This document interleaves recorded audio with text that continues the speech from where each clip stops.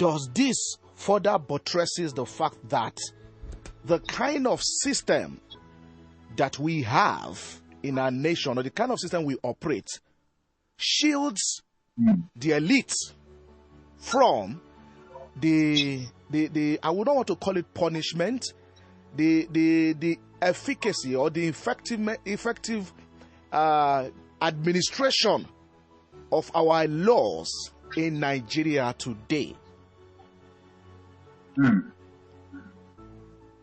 So, Bishop. Yes, sir. Thank you for having me. Thank you. Good morning to Jordan FM listeners and our wonderful callers. Can you hear me very well? Very loud and clear, sir. We can hear you. Yes. So, what Adams Oshiomhole said, it's clear demonstration of how elite impunity over the years has actually contributed to the destruction of the Nigerian state. And for me, really, nothing is new, except that it's coming from Adams Oshiomhole. However, even Oshiomhole himself, he was complaining that people do not mention name. But I had expected, or one would have expected, that Oshiomhole himself would mention name. But unfortunately, however, he never mentioned name. So what that means for me really is that the political elite actually know that the greatest challenge to the Nigerian state is actually the behavior of the political elite, the impunity of the political elite. But for me, really, it is important to put it within the context. One is that, and this is why I actually argue that the problem of the Nigerian state is not really about the law. The problem of the Nigerian state is actually the impunity of the political elite. Because even if you have the law, so how do you address or how do you allow for the workability and the applicability of the law in a situation where we have this kind of huge elite impunity? Of course, Adams made reference to the governor who provided soldiers to protect the sitting, to protect the former governor and stuff from being arrested. Who did that? It was the Kogi state governor who to ensure that Yayabele was never arrested by the EFCC. So what actually stopped people from mentioning the name? So at the end of the day, we just found ourselves in the same cycle of psychopathy, or the same cycle of the kind of political discourse that we are not really ready to do the things we are supposed to do. But most importantly is that these are some of the things that the elite impunity has contributed. One is that the challenge for me really is that the institutional corruption, we have in this country. For instance, when you look at the situation in NNPC, for instance, you can see this kind of institutional corruption. The institutional corruption is as a result of elite impunity. They know that they can't do anything and nothing happens. And they go ahead to do it. And they see this kind of behavior. And as we speak today, nobody has been able to come out clear to tell us how much is being earned or how much is being generated. So apparently, NNPC has practically become impossible because of elite impunity. And again, look at the issue of our election. The rigging and election rigging and political immunity. It's about the issue of elite impunity. Yes, sir. The idea of vote buying, the idea of talks in an election the idea of falsification or rigging election, these are all elite impunity. Because they know that at the end of the day, nothing happens. They can actually send somebody to go send somebody's house ablaze. They can actually send somebody to say, kill anybody that doesn't want to cooperate. Of course, if you listen to Wike's video sometimes, that was all over the media. All over the media. You could listen to him, though some of them say he's an adopted, what do they call it? What they call it? Fabricated video. But then again, you could listen to the conversation. You either do my bidding or return my money. You could see the embodiment. You could see how politicians go to election, go to polling booth with money, openly buy vote. At the end of the day, you could see how electoral results have been cancellation here and there. At the end of the day, you announce the result and tell people to go to court. Because you know that the elite impunity is so clear that at the end of the day, when they go to court, they're not even likely to have, what do they call it? They are not even likely to have. So these are we talking in terms of public fund management? Today, access to public office is strictly access to upward mobility and what do they call it now? Primitive capitalist accumulation. Yes, sir. So everybody who finds himself in public office looks at public money as personal money. They really do not care. They really do not care. The money is our money. And you see, when somebody becomes a permanent secretary, when somebody becomes a politician, when you find yourself in public office, what happens is the issue of mismanagement of resources. As we speak today, the Nigerian state cannot even make all these reports in NBDC public because they do not want people to be indicted. As we speak today, nobody is giving accountability how they manage public resources. The state governors who actually are getting the resources as a remover of subsidy, wow, how are they spending the money?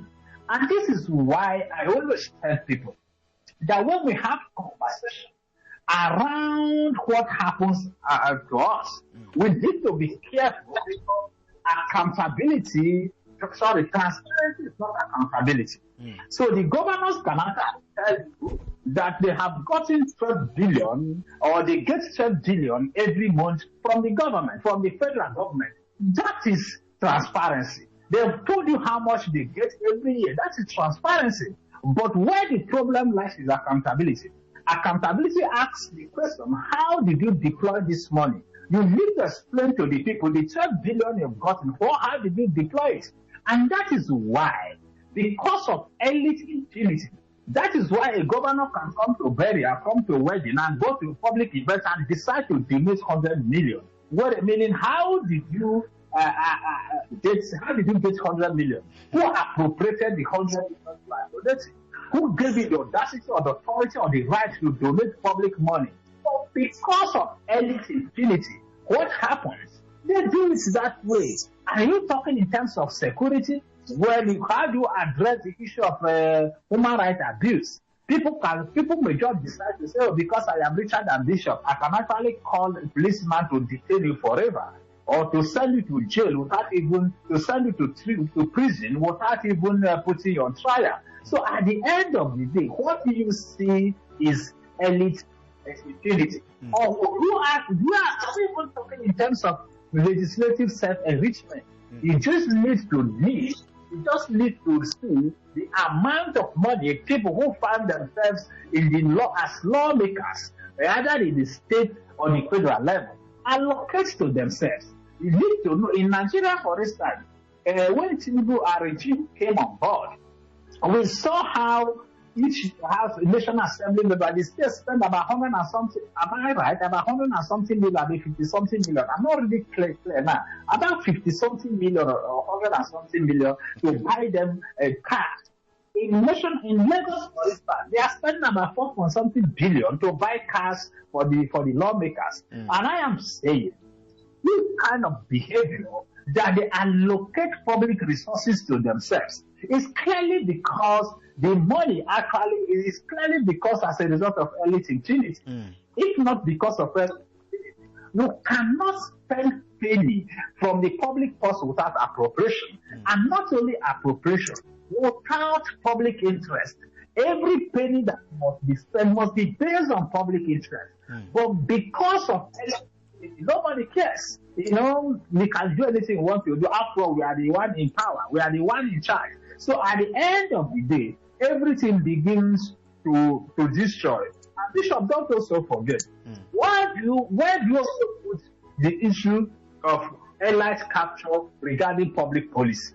The question you ask yourself on the issue of fuel subsidy removal, what was the level of public engagement? What was the level of public acceptance for this kind of policy to work? And even as we have pushed this policy, the citizens are saying, look, this policy is not for our own personal interest. And because it serves the interests of the political elite, they don't care. They say, whether you like it or not, this is what government wants to do. But it's not about what government wants to do. It is about what people want to do. That's the idea. So the problem, therefore, what Adams is showing, and again, if you look at it from the side of judicial compromise, you know, judicial compromise, what you call judicial reform compromise. Look at the kind of judgment that is coming out from our court. Look at how Nnamdi Kanu has been kept since 2015. And in other clients, what people like that. So at the end of the day, look at how the police go to court. The secret place of court, the sanctity of the court is being desecrated because of elite impunity. I am standing to go and arrest liberty. I am trying to go and stop proceeding in the court because I know that at the end of the day, nothing will happen. As we speak today, as of yesterday or 2 days ago, the former governor of Kogi State is still used government letterhead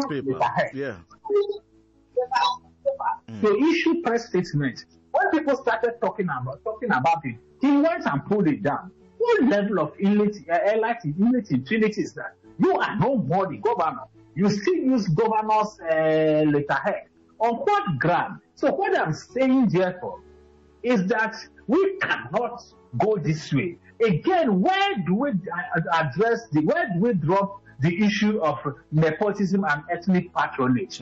Nepotism and ethnic patronage, because what has happened, if Liberty becomes a minister today, my ability to serve well is my ability to hire anybody available in my community. And that is why you see all to do elite conversation or patronage system. And the patronage system in the sense that it is not, you do not get a job because of your competence. You do not get a job because of the capacity, your ability to deliver on the job. You get a job because you come from local government, you are my townsman. So at the end of this, these things are happening. And that is why you can see a lawmaker becoming very confident to say, I found a job for my people, you know, and you see a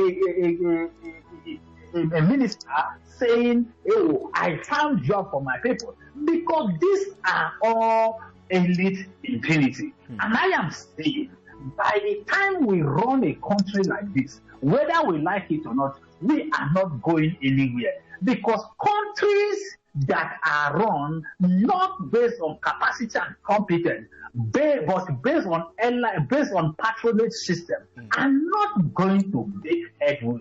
But that is why, if you go abroad, for instance, I don't need to know anybody to get a job. What they want to know is your capacity and your competence to deliver. That's what matters. But in Nigeria, for instance, because of the early impunity, they don't care. Even when they advertise for jobs, at the end of the day, these jobs are already given. They just want to do it for formality's sake. And I am saying, wait a minute, the reality on ground, therefore, like what Adam Soshomole said, it is not new. They all know, the political elite know that the problem in this country is purely as a result of the behavior of the elite. And they know that it is the rascality and the impunity of the elite that have kept this country the way we are. That is why people build houses, people buy cars, people buy aeroplanes, people buy all manner of properties, people give public houses, people give public money to their children. That is why you can wake up today and hear that a minister's son has a land in Mekama over 100 or 300 million or 500 million. And that is why you wake up to see a minister coming to public, to official duty or to official meeting with his son. That is why you can see the way Tinubu started, you can see his children made attempt to sit with the executive council for deliberation. And I am saying that the problem is elite impunity. And until the Nigerian state addresses elite impunity, we are not going anywhere. Because really the problem is not the law. The problem is addressing the elite impunity. If you like, bring any law. Of course, as we speak today, we are talking in terms of insecurity. The insecurity in this country today is not as a result of the state does not have the capacity to end insecurity. It is because the state is not interested in addressing the elite impunity. And that is why somebody can comfortably say, or somebody can comfortably say, Nigeria is one of the countries where people make phone calls to demand ransom. Nigeria is one of the countries where people decide to give account number to pay money for ransom. And at the end of the day, Nigeria is one of the countries where bandits and criminals upload videos on their online and even go online on Facebook. At the end of the day, what happens? You do not get anybody arrested. You now pretend that the problems are the foot soldiers. Meanwhile, the problems are not the foot soldiers. The problem is the elite who actually have used the elite impunity to fuel patronage system or to fuel the destruction of the Nigerian state. And I am saying Adam Soshomole was very correct, but the truth of the matter, therefore, even he himself, he couldn't even mention the left. He was still talking as he was still committing the same problem he was complaining about. I had expected him to mention names because he was saying that we should be mentioning them. He should mention names. Okay. Let them mention. They all know the problem is elite impunity. And until we address elite impunity, we are going nowhere in this. Thank you so much, Dr. Liberty. I really appreciate you for taking your time to explain it. The other question I wanted to ask, you have actually answered it. Like two of my questions have been answered from your explanation. Just one final question this morning before I quickly open the phone line for people to contribute. Now, we already know some of our challenges as a nation, but I just want to ask, do we really have sufficient checks and balances in place to hold these elites accountable? Do we really have enough checks and balances? Do we really have mechanisms in place? Do we really have that? Are we sure we really have? Do we really have? Maybe are there no loopholes that allows these people? Do we have enough checks and balances? Maybe by the way of our laws. I really do not. I want to give like a leading question. Do we really have checks and balances for us to hold these elites accountable? I don't know what you mean by check and balances, but again, maybe like a monitoring system or something. Yeah, I really. Yeah, I understand what you're saying, but then again, yes, check and balance, which is about the separation of power in constitutional democracy, separation of power. Well, check and balances, yes, in theory, but in practice, no. You can't be talking about check and balances where the judicial executive are, where the executive calls short for practically everything, where the national assembly members go to the allot chambers to sing the song on your mandate. You have, you're talking about checks and balances in the country where a state governor tells his people, anybody that doesn't wear the present cap should be punished. You should talk about checks and balances where state governors now tell their people to thank the president for giving them money.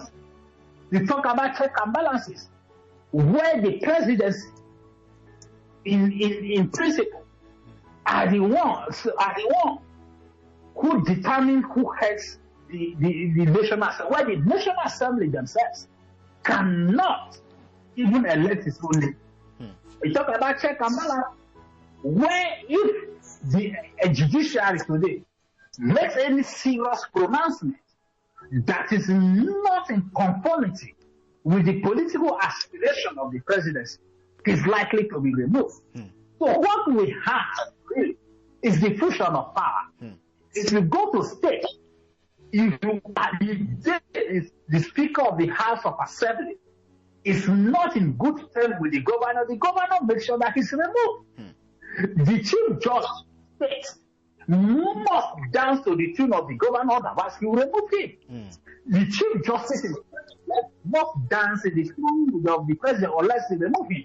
So in reality, there's nothing.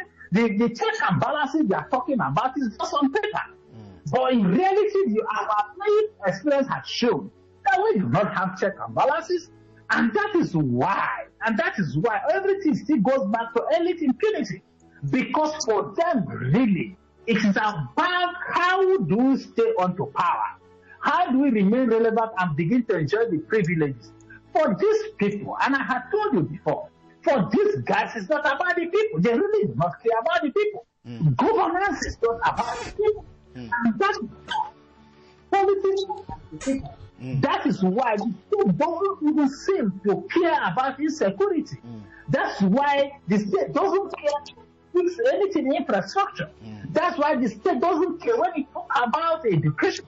Because for them it's primitive capitalist accumulation.